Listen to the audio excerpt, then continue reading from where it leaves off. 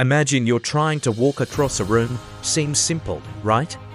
Well, according to an ancient Greek philosopher named Zeno of Elea, it's logically impossible.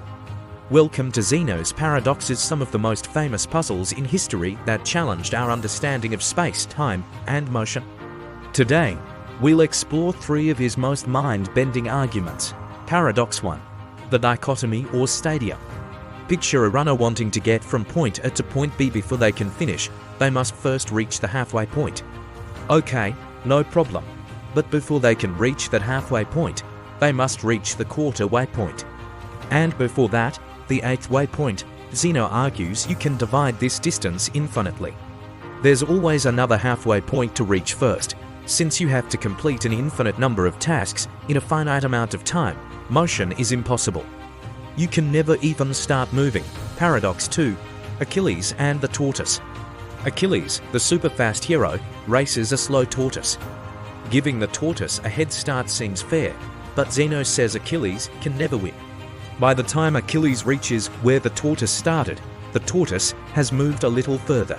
By the time Achilles reaches that new spot, the tortoise has moved again.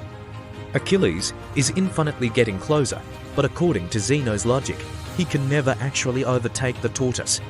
He's trapped in an endless cycle of almost winning. Paradox 3. The arrow. Imagine an arrow flying through the air. Zeno asks us to consider any single instant of time. In that tiny moment, isn't the arrow perfectly still? Yes, and if it's still in one instant, isn't it still in every instant? And if it's still in every moment, how can it ever be moving at all? Zeno concludes that motion is just an illusion. So, how do we solve these? For centuries, mathematicians and philosophers grappled with them. Modern calculus finally gave us tools like infinite series to show that you can sum up an infinite number of ever smaller steps into a finite total. But Zeno's paradoxes remind us that the assumptions we make about space and time aren't as simple as they appear. They force us to ask fundamental questions. Is space continuously divisible, or are there atoms of space? Zeno's legacy isn't that he proved motion is impossible, but that he challenged us to prove how it is possible. Subscribe to Mathera for more.